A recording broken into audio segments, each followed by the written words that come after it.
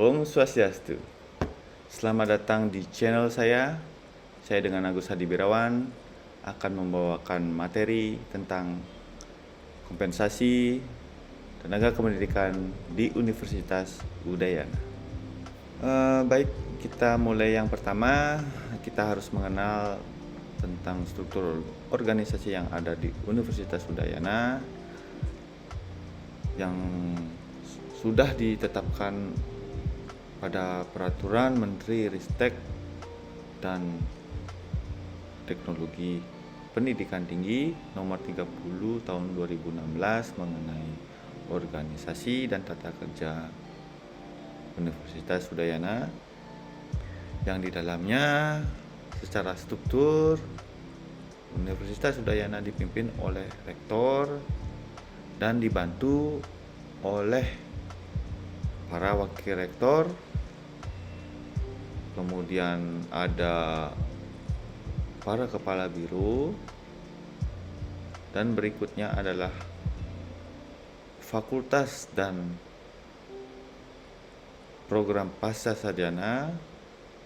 Selanjutnya adalah lembaga-lembaga yang ada di Universitas Udayana, dan selanjutnya mengenai tentang unit pelayanan teknis.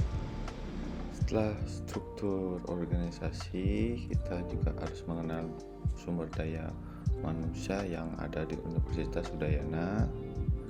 Sumber daya manusianya terdiri dari tenaga pendidik atau dosen dan tenaga kependidikan beserta tenaga fungsional seperti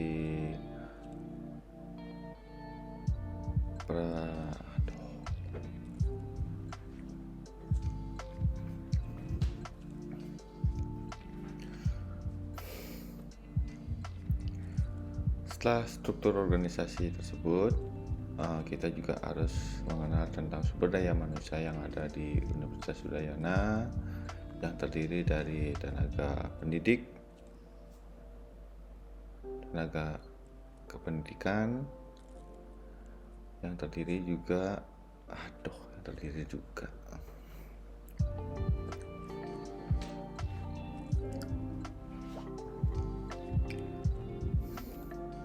setelah struktur organisasi kita lihat tadi, kita juga harus mengenal tentang sumber daya manusia yang ada di Universitas Udayana.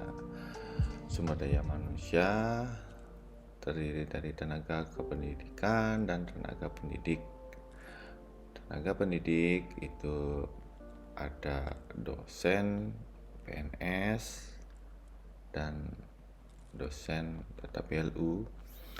Sedangkan kalau yang tenaga pendidikan itu adalah terdiri dari PNS dan tenaga kontrak. Kenapa masih tenaga kontrak? Karena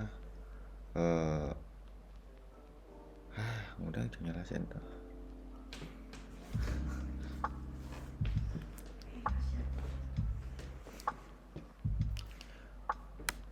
Baik, yang berikutnya kita membahas tentang sumber daya manusia yang ada di Universitas Udayana. Sumber daya manusia terdiri dari tenaga pendidik, dosen PNS, serta dosen BLU. Sedangkan dari tenaga kependidikan itu dari unsurnya dari PNS dan tenaga kontrak. Jadi sumber daya manusia ini yang memotori semua kegiatan Tridharma perguruan tinggi beserta tenaga kependidikan yang secara struktural dan fungsional terlibat di dalam organisasi ini. Baik, kita lanjutkan mengenai tenaga kependidikan secara struktural. Itu terdiri dari biro, kepala bagian tata usaha, kepala sub bagian tata usaha, dan para jabatan pelaksana.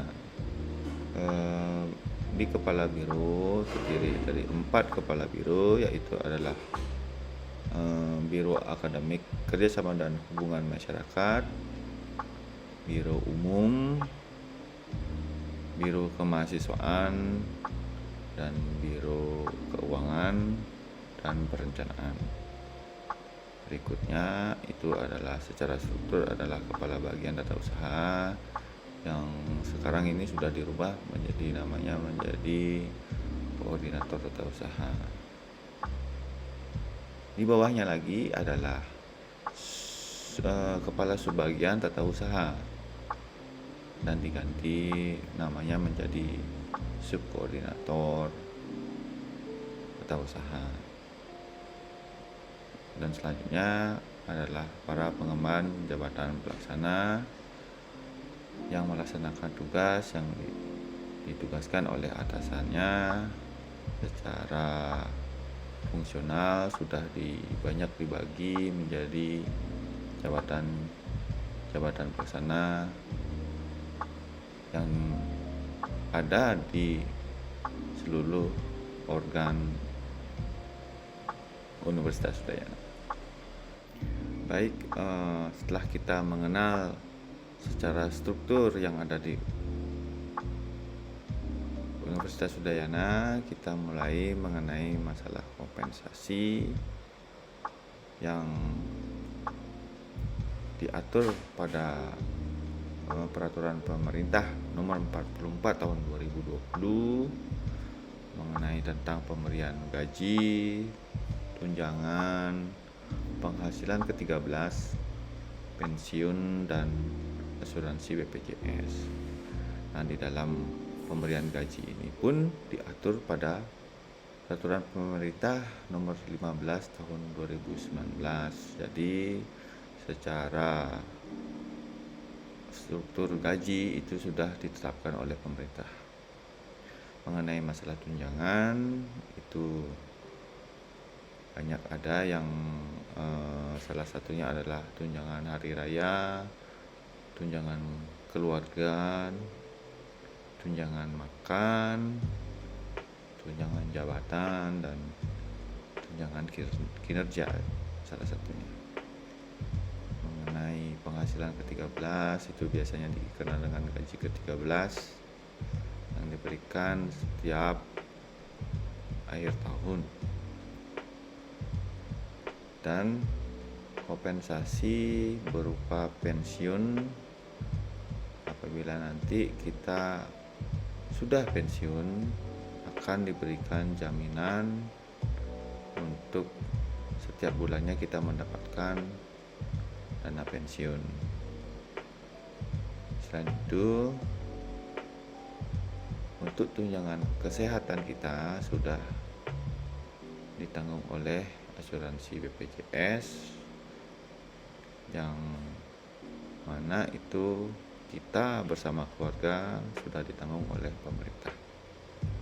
Baik, kita mendalami mengenai masalah gaji pokok yang seperti saya sebutkan tadi memang sudah diatur dalam Peraturan Pemerintah Nomor 15 Tahun 2019. Artinya daftar gaji pokok pegawai negeri sipil ini dibagi menjadi 4 golongan: golongan 1, golongan kedua, golongan ketiga, dan golongan keempat. Di dalam golongan tersebut dibagi menjadi 4 golongan juga. Artinya golongan 1 dari A sampai D, golongan 2 dari A sampai D juga. Begitu juga dengan golongan berikutnya, golongan 3 dan golongan keempat. Jadi bisa dilihat mengenai masa kerja golongannya. Saya berikan contoh ya. Untuk yang golongan 1, apabila dia merupakan golongan 1A, apabila masa kerja golongannya itu sudah 26 tahun, bisa dilihat pada tabel tersebut bahwa gaji pokoknya ia akan mendapatkan Rp2.335.800. Begitu pula golongan kedua, golongan ketiga, dan golongan keempat. Kalau golongan keempatnya saya kasih contoh apabila dia golongan keempat, itu di golongan 4E, itu bisa dilihat bahwa apabila dia golongan 4E dengan masa kerjanya itu adalah 32 tahun, dia berhak mendapatkan gaji pokoknya sebesar 5.501.200. Jadi tabel ini berlaku untuk seluruh Indonesia bagi pegawai negeri sipil. Berikutnya kita lanjut ke tunjangan. Para pegawai negeri sipil yang khususnya yang ada di Universitas Udayana juga mendapatkan tunjangan suami atau istri, tunjangan anak, dan tunjangan makan. Di dalam tunjangan suami istri itu sudah diatur pada peraturan pemerintah nomor 7 tahun 1977. Jadi PNS yang memiliki istri atau suami berhak menerima tunjangan istri atau suami sebesar 5% dari gaji pokoknya. Jadi perhitungannya seperti ini jadinya nanti ya. Kita berikan sampel apabila seorang PNS ini memiliki istri, dia berhak mendapatkan tunjangan suami atau tunjangan istrinya sebesar 5% dari gaji pokoknya. Kita lihat dulu gaji pokoknya ya. Jadi kita kasih sampel apabila dia berada di golongan 4A dengan gaji pokoknya sebesar 3.044.300 dikalikan yang seperti tadi dilihat adalah sebesar 5% dari gaji pokoknya, dikalikan 5%, jadi seorang istri atau suami itu berhak mendapatkan Rp152.215 dari gaji pokoknya. Jadinya nanti gaji pokoknya itu bertambah, ditambahkan dengan 152.215 tersebut. Yang berikutnya kita ke tunjangan anak yang juga diatur pada PP nomor 7 tahun 1977. Besarnya anak itu tunjangannya adalah ditetapkan 2% dari gaji pokok untuk setiap anak, dengan batasan hanya berlaku untuk 3 orang anak saja. Jadi untuk yang anak keempat itu tidak mendapatkan tunjangan dari pemerintah, hanya sampai dengan anak ketiga. Dan syarat mendapatkan tunjangan anak yakni adalah anak yang bersangkutan berumur kurang dari 18 tahun, belum pernah kawin dan tidak memiliki penghasilan sendiri, serta menjadi tanggungan yang bersangkutan. Jadi apabila yang bersangkutan itu mempunyai anak sebanyak 3 orang, itu PNS tersebut berhak mendapatkan 2% plus 2% plus 2% dari gaji pokoknya. Jadi sebesar 6% dia akan mendapatkan tambahan dikarenakan mendapatkan tunjangan anak. Yang berikutnya mengenai tunjangan makan. Kalau tunjangan makan ini diatur pada Peraturan Menteri Keuangan nomor 119 PMK .02 2020. Itu juga sudah diatur bahwa tunjangan makan itu PNS golongan 1 dan 2 mendapatkan uang makan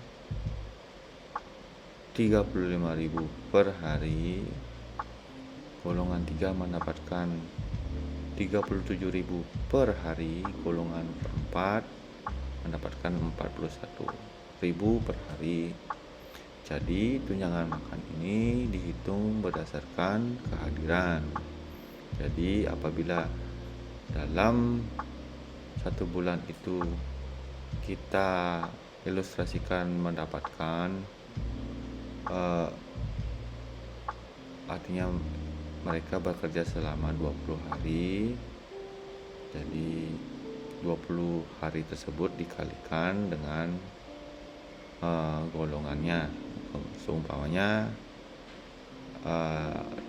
yang bersangkutan itu merupakan golongan 1 dan 2 akan mendapatkan uang makan sebesar 35.000 dikalikan 20. Jadi sekitar 700.000 selama 20 hari bekerja. Yang berikutnya mengenai tunjangan kinerja atau remunerasi. Ini kayaknya yang paling menarik karena merupakan salah satu tunjangan yang paling ditunggu-tunggu oleh para tenaga kependidikan yang ada di Universitas Udayana. Jadi tunjangan kinerja ini atau remunerasi itu juga diatur pada PMK nomor 176 garing PMK.05/2017 tentang pedoman remunerasi pada BLU. Jadi remunerasi ini itu dihitung dengan memperhitungkan nilai jabatan yang dituangkan dalam grading atau level jabatannya. Jadi semakin besar atau semakin tinggi grading atau level jabatannya akan semakin besar perhitungannya untuk mendapatkan remunerasi ini. Yang berikutnya mengenai masalah komponen remunerasi kinerja. Komponennya itu adalah mengenai masalah absensi atau daftar hadir selama dia menjalankan tugas. Yang berikutnya mengenai sikap dan perilaku. Dan yang terakhir mengenai sasaran kinerja pegawai atau SKP. Seperti yang saya bicarakan tadi, perhitungannya harus menggunakan grading atau level jabatan. Sedangkan grading dan level jabatan tersebut itu diatur juga pada Peraturan Kepala Badan Kepegawaian Negara nomor 20 tahun 2011 tentang pedoman perhitungan tunjangan kinerja pegawai negeri sipil.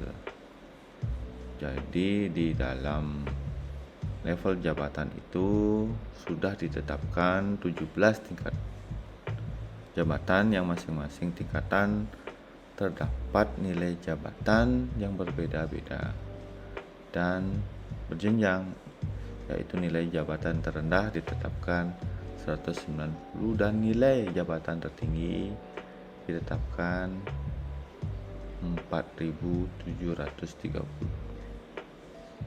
Jadi ke-17 tingkatan ini juga sudah diatur oleh pemerintah. Jadi dalam level jabatan itu sudah terlihat bahwa kita itu berada di grading yang dimana, apakah kita grading 8 atau grading 11 tergantung dari tingkat jabatannya.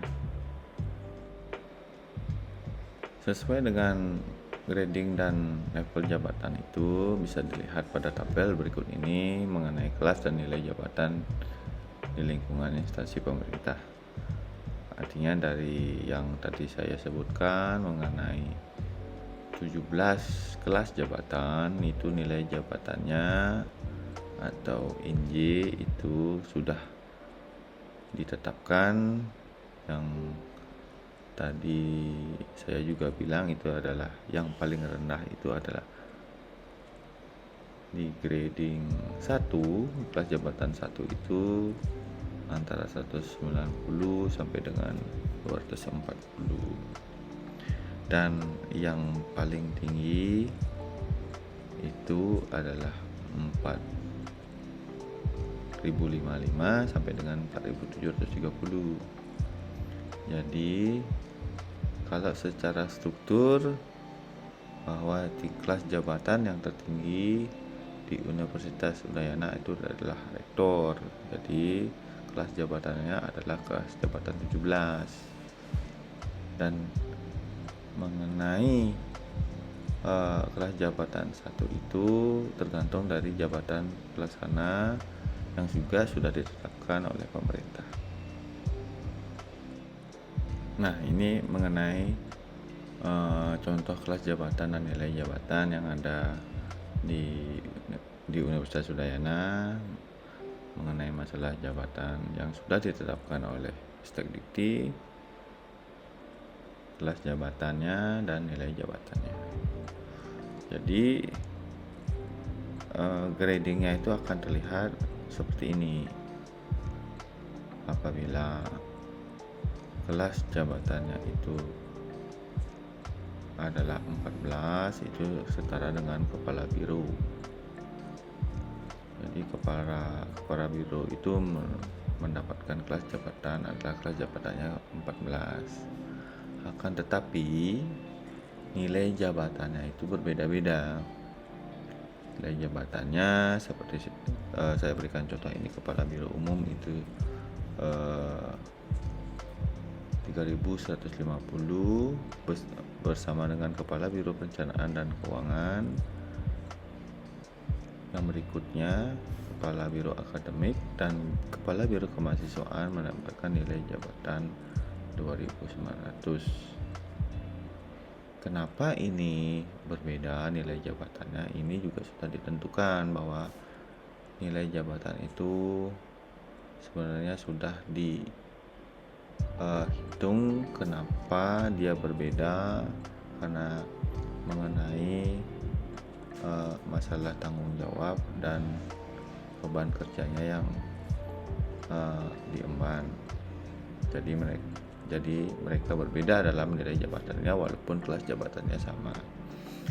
Yang berikutnya mengenai kepala bagian. Kepala bagian itu juga bermacam-macam walaupun kelas jabatannya adalah kelas jabatan 12. Jadi itu kepala bagian yang berada di bawah rektorat itu mendapatkan nilai jabatan sebesar 2250.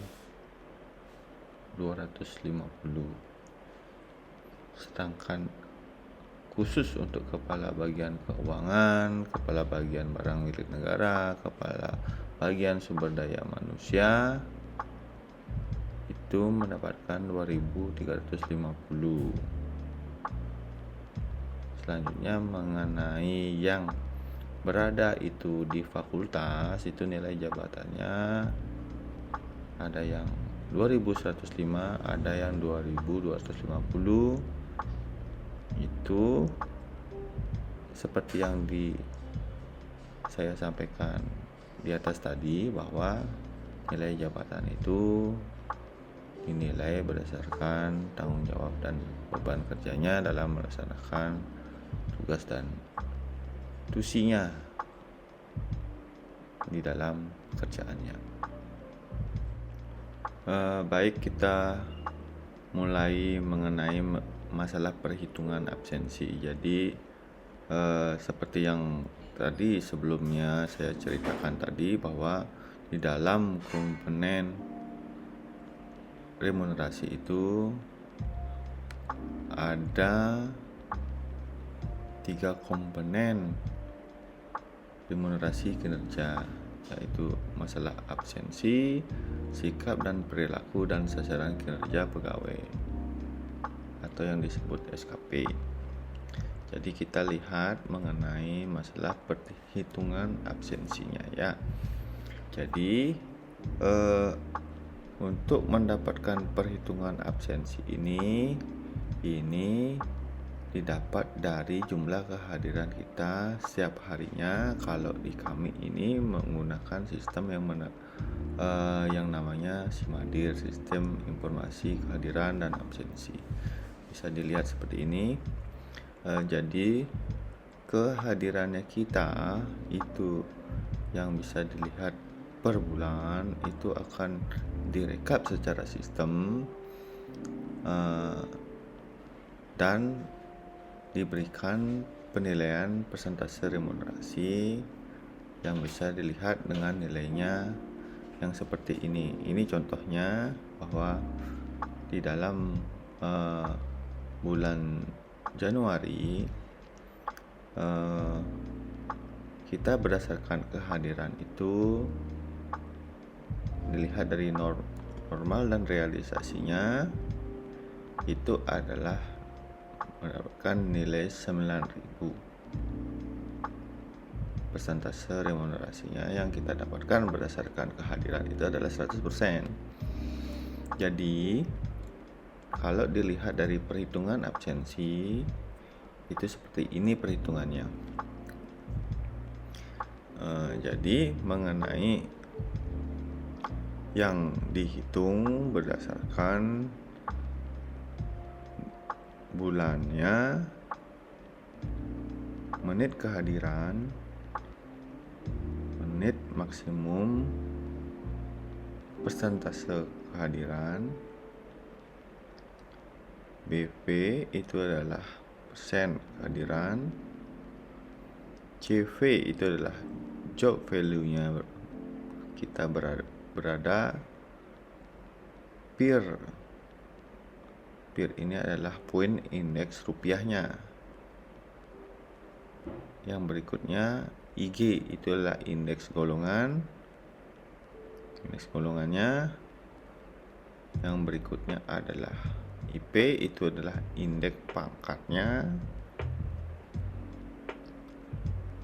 Dan pajaknya kita dikenakan berapa. Dan ini nilai totalnya, dan nanti apabila dikenakan pajak ini adalah nilai final yang kita akan dapatkan. Jadi berdasarkan sampel yang tadi di bulan Januari itu bisa dilihat bahwa menit kehadiran itu 8.786 dan menit maksimumnya yang kita dapat adalah 9.000. Jadi persentase hadir pada saat bulan Januari adalah 97,62%. Dengan persentase kehadiran itu apabila itu sudah bisa dilihat dari sini.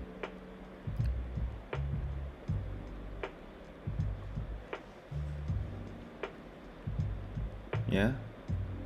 Jadi berapa persen itu sudah dijadikan poin. Di BV-nya ini itu karena kehadirannya itu di atas 90 itu mendapatkan BV sejumlah 100. Job value-nya kita ini berdasarkan nilai jabatan itu ratingnya itu adalah 2301 dengan poin indeks rupiah perjabatan itu adalah 3 per rupiahnya itu adalah 3.800. Berikutnya mengenai masalah IG ini adalah indeks golongan karena saya itu adalah golongannya mendapatkan nilainya 1,06 itu bisa menjadi poin dalam perhitungan ini. Berikutnya mengenai indeks kepangkatan. Indeks kepangkatan itu adalah mendapatkan poin 1 ya, karena poinnya 1 dengan pajak sejumlah 5% dan nilai total semuanya setelah dikalikan semua itu mendapatkan pada bulan Januari itu adalah sebesar 1.297.580 rupiah dan dikenakan pajak sejumlah 5% yaitu 64.879 rupiah. Dan untuk finalnya pada bulan Januari mendapatkan 1.232.701 di bulan Januari. Jadi perhitungan ini dalam bagian perhitungan absensi ini atau kehadiran itu sudah bisa dilihat dari tabel yang seperti yang ada di layar ini, dan perhitungannya adalah untuk pemberian remunerasi tenaga kependidikan itu adalah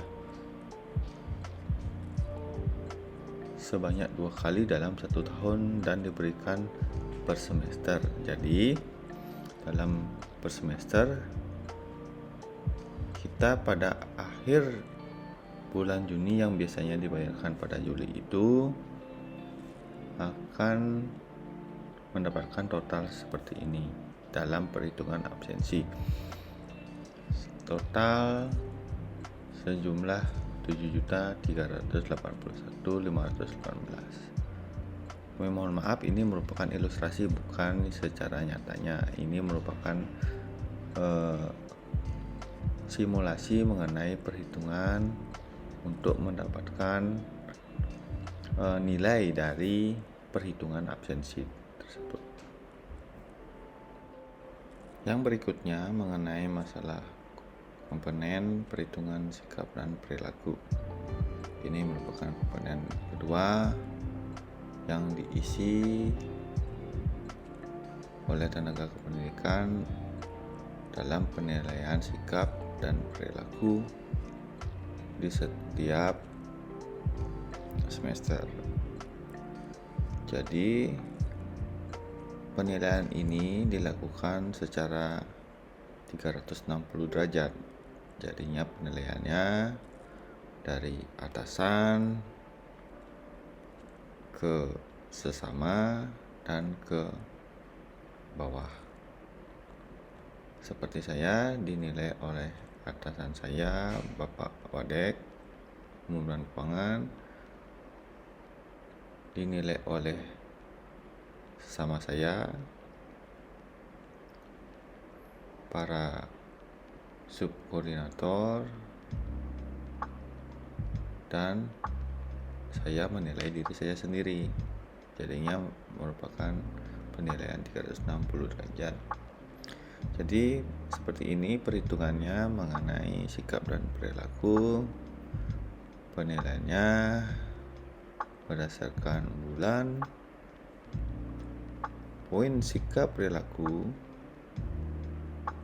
BV ini adalah penilaiannya berapa.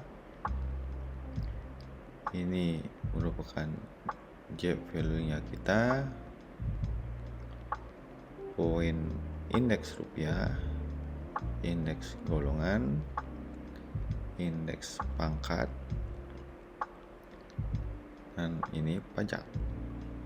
Dan nanti adalah rupiahnya berapa. Jadi untuk mendapatkan BV ini perhitungannya pada waktu kita dilakukan penilaian, baik kita menilai orang lain dan orang lain menilai kita, Yaitu secara sistem bisa dilihat pada slide berikutnya ini. Nah, jadi ini sampelnya mengenai masalah penilaian. Penilaian ini terdiri dari orientasi mengenai integritas, komitmen, disiplin, kerjasama, dan kepemimpinan. Jadi di dalam pengisian penilaian ini banyak sekali item-item yang kita harus nilai kepada orang lain, termasuk kepada diri kita sendiri, karena itu sebagai cerminan kita. Artinya apabila kita menilai baik diri kita sendiri, kita juga harus melihat penilaian dari orang lain kepada kita.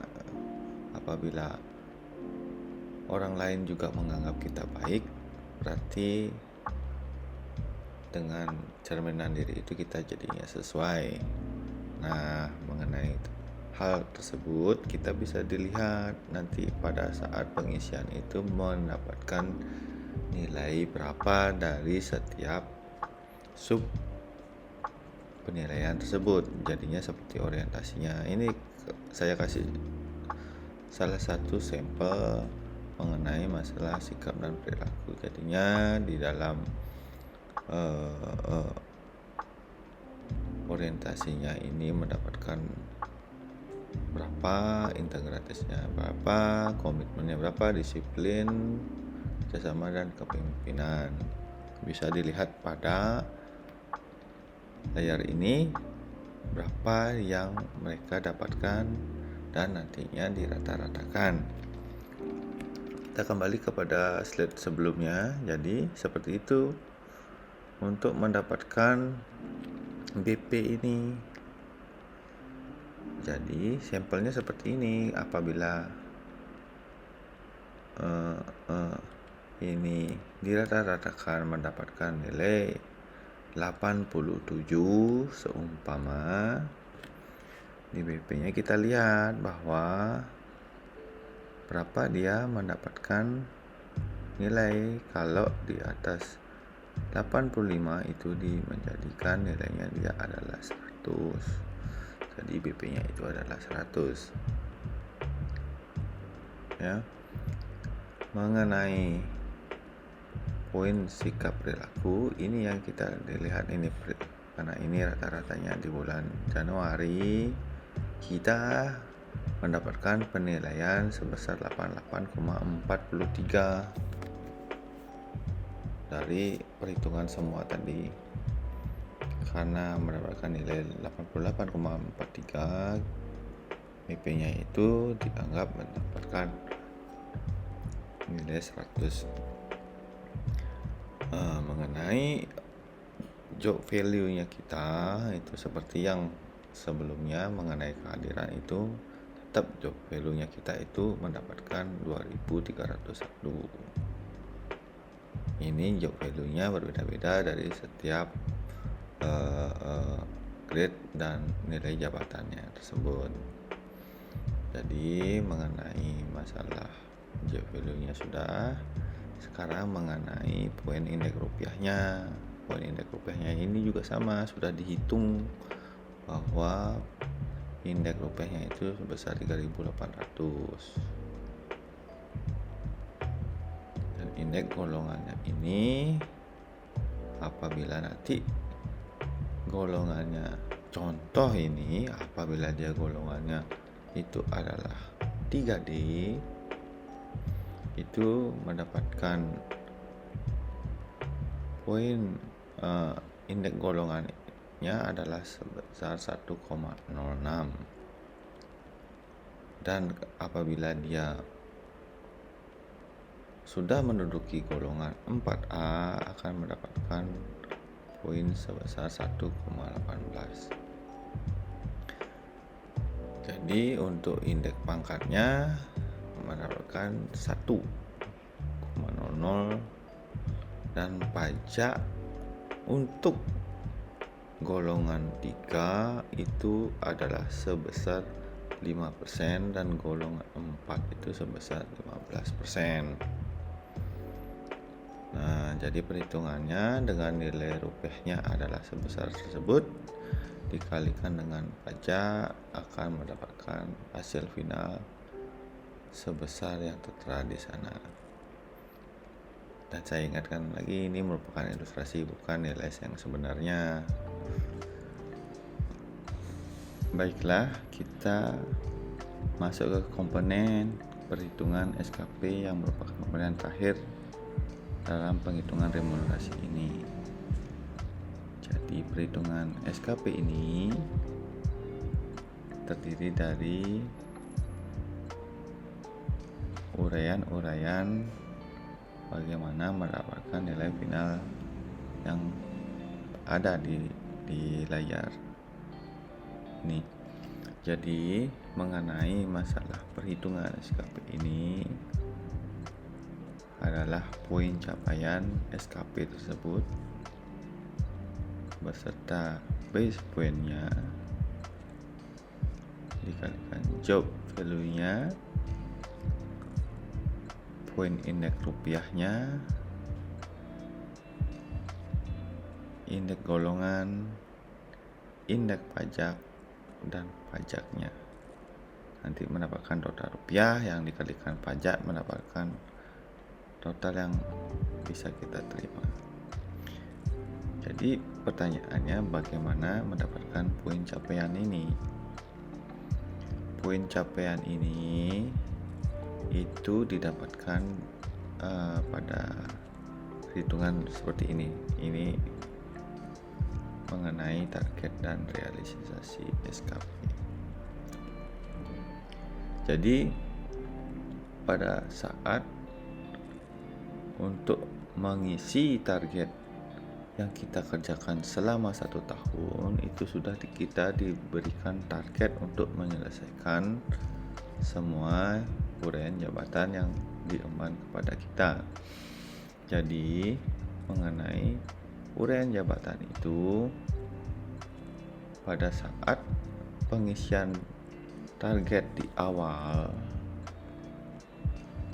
itu sudah ditentukan berapa nilai yang harus kita penuhi untuk memenuhi realisasi selanjutnya. Pengisian target ini adalah pengisian target selama 1 tahun, dan pengisian realisasinya itu adalah dilaporkan setiap semester.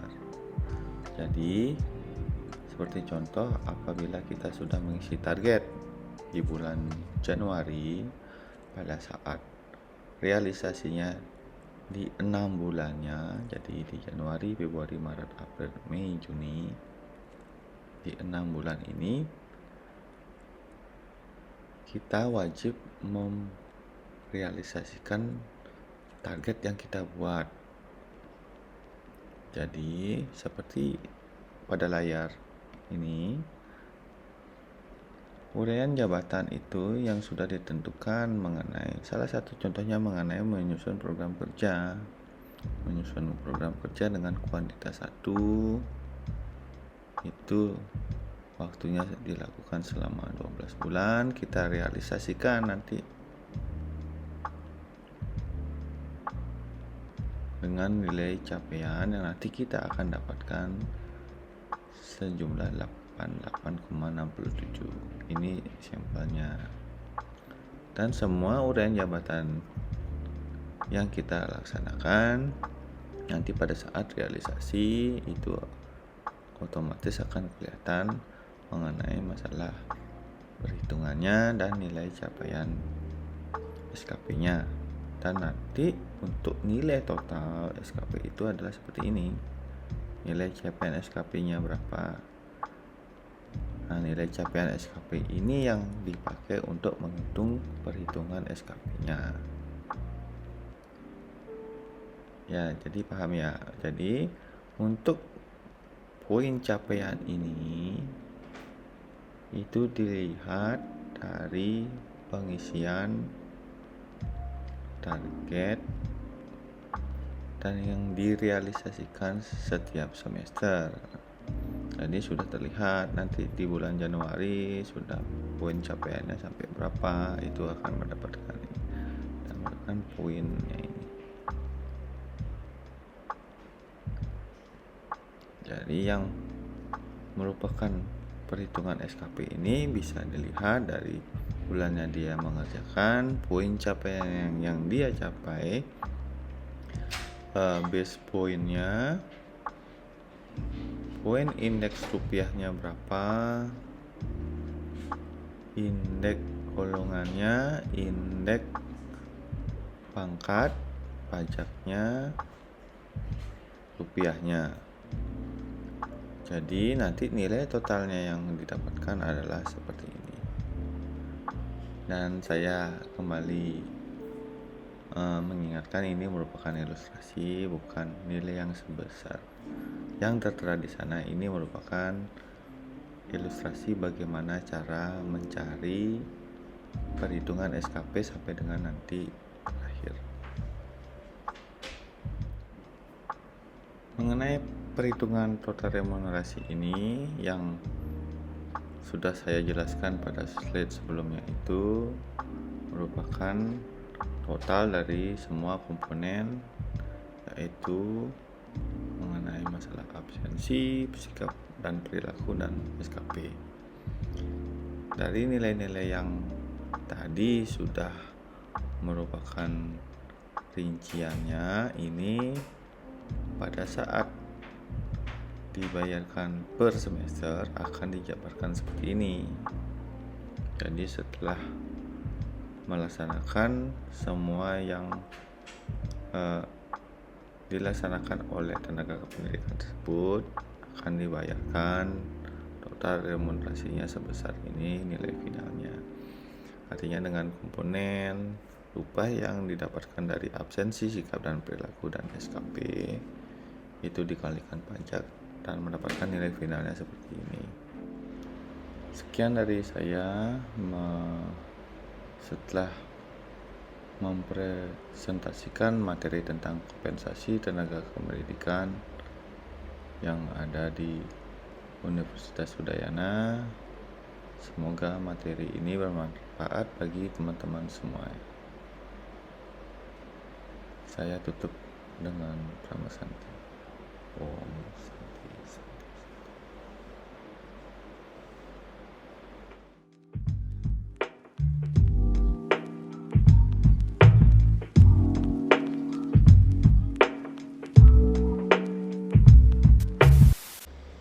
Halo teman-teman, kembali lagi bersama saya Agus Hadi Birawan pada channel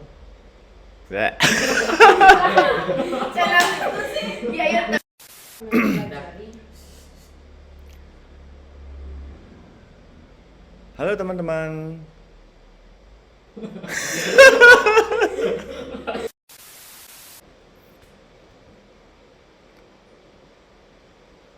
Om Swastiastu.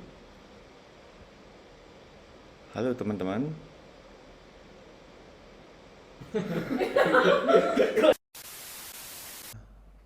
Terdiri dari tenaga pendidik atau dosen dan tenaga kependidikan beserta tenaga fungsional sebagai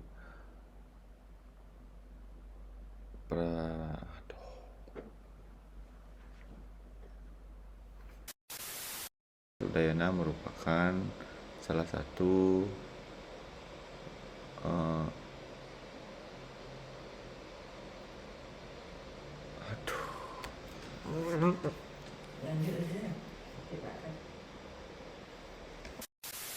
dan tata kerja Universitas Udayana yang terdiri dari rektor yang dibantu oleh wakil rektor bidang akademik dan hubungan kerjasama, wakil rektor bidang umum dan keuangan, wakil rektor bidang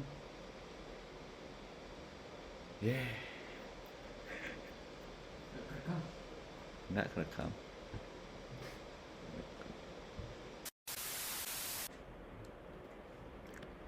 Kita mulai saja mengenai organisasi dan tata kerja di Universitas Udayana.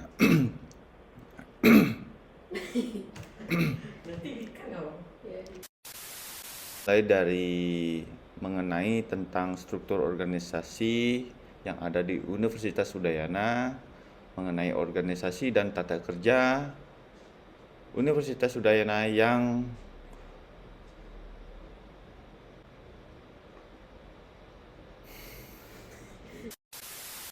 mulai dari mengenai organisasi dan tata kerja Universitas Udayana yang sesuai dengan peraturan